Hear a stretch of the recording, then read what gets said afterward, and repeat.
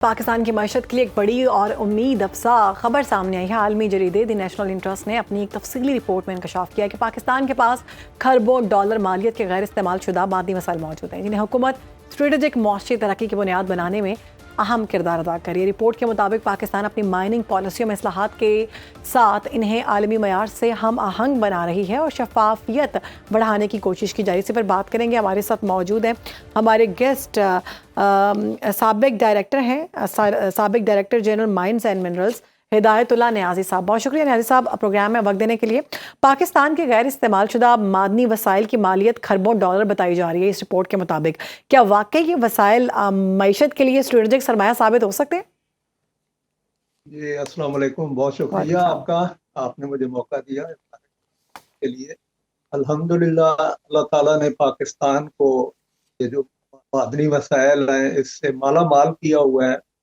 جتنے بھی ہمارے صوبے ہیں یہ مختلف قسم کی معدنیات سے مالا مال ہیں، بالکل یعنی پنجاب ہے جہاں تمام انڈسٹریل منرل جہاں پہ پائی جاتی ہیں، جتنے بھی انڈسٹریل منرل ہیں۔ اس کے بعد جتنے جو باقی اسٹریٹجک منرلز ہیں وہ بلوچستان میں اور کے پی کے میں، گلگت بلتستان میں، اور یہ تمام یہ جو اسٹریٹجک منرلز ہیں وہاں پہ پائی جاتی ہیں۔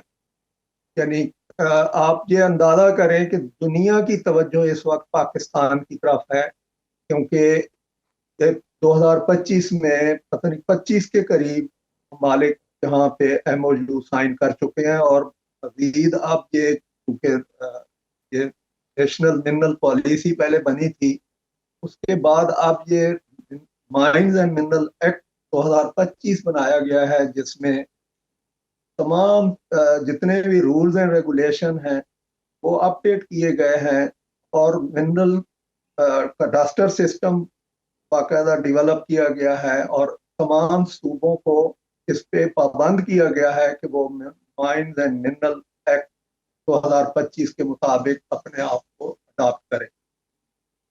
ٹھیک، نیازی صاحب آپ کیا سمجھتے ہیں کہ اگر ان معدنیات اور ان معدنی وسائل کو صحیح طریقے سے استعمال کیا جائے پاکستان کی حکومت کی جانب سے، تو یہ آنے والے وقت میں پاکستان کے لیے گیم چینجر ثابت ہو سکتے ہیں؟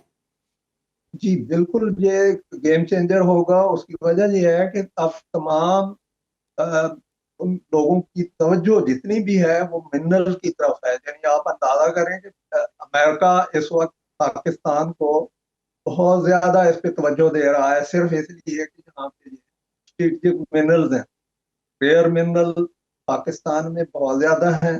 اس سے اصل میں اس کی طرف پہلے توجہ نہیں دی گئی، اب ہمیں اس پہ باقاعدہ توجہ دینی چاہیے، کیونکہ اس کی ایکسپلوریشن یہ جی ایس پی کی ذمہ داری لگائی گئی ہے۔ اس کو باقاعدہ کہا گیا ہے کہ وہ باقاعدہ اس کو ڈیٹا بیس بنائے اس کا، اور یہ ڈیجیٹائز کرے تمام پروسیس کو، اور تمام صوبوں کو اس کو اپنے ساتھ انوالو کرے، اور ان کا ڈیٹا جو ہے وہ باقاعدہ ان کو اپنا سپلائی کرے۔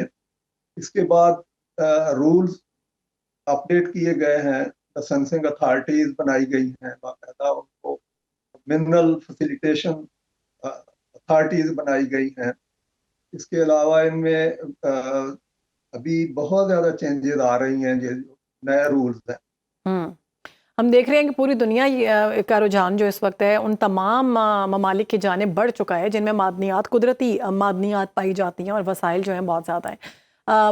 ہم اگر ویسٹ کی بات کریں، وہاں پر بھی جو ممالک جن میں معدنیات بہت زیادہ ہیں، جتنی بھی پاورفل کنٹریز ہیں ان کا رخ اس طرف ہو چکا ہے۔ تو پاکستان کو اپنی خود مختاری کے لیے ایسے کون سے اقدامات کرنے کی ضرورت ہے کہ ہم اس کو انڈیپینڈنٹلی آگے لے کر چلیں؟ اصل میں ہمارے ہاں سب سے زیادہ تو اس چیز پہ توجہ دینی چاہیے کہ ہمارا منرل ایکسپلوریشن جو ہے اس پہ سب سے زیادہ ڈی ایس پی کو توجہ دینی چاہیے، جیولوجیکل سروے آف پاکستان کو، کہ وہ ایکسپلوریشن پہ توجہ دیں کہ جو ہماری ریئر منرلز ہیں وہ کہاں کہاں ہیں، کہ ان کی کتنی مقدار ہے، ان کا باقاعدہ وہ تعین کریں، اور اس کے باقاعدہ ڈیٹا ڈیولپ کریں تاکہ کا صحیح پتہ چلے کہ جی یہ उसका डाटा जब आएगा तो फिर वो जी। मिनरल जो इंटरनेशनल कंपनीज हैं वो इस चीज को बाकायदा देखती हैं कि ये इसका क्या प्रूवन मिनरल कितनी है। हम्म। तो ये जीएसपी के ऊपर बहुत जिम्मेदारी है, और वो अब उनको बाकायदा कहा गया है कि वो बाकायदा लैब डेवलप करें जिसमें ये लैब टेस्टिंग हो, मिनरल टेस्टिंग हो बाकायदा। और इसके अलावा ये अपना प्रोविंशियल जो मिनरल डिपार्टमेंट है उनमें भी बाकायदा इनको कहा गया है कि अपना डाटा वहाँ पे कैडास्टर सिस्टम डेवलप करें, और रूल्स जो हैं वो भी बड़े अच्छे फैसिलिटेट करने के लिए बनाए गए हैं। इनकी जितनी भी जो मॉनिटरिंग है उस पर तवज्जो देने की जरूरत है।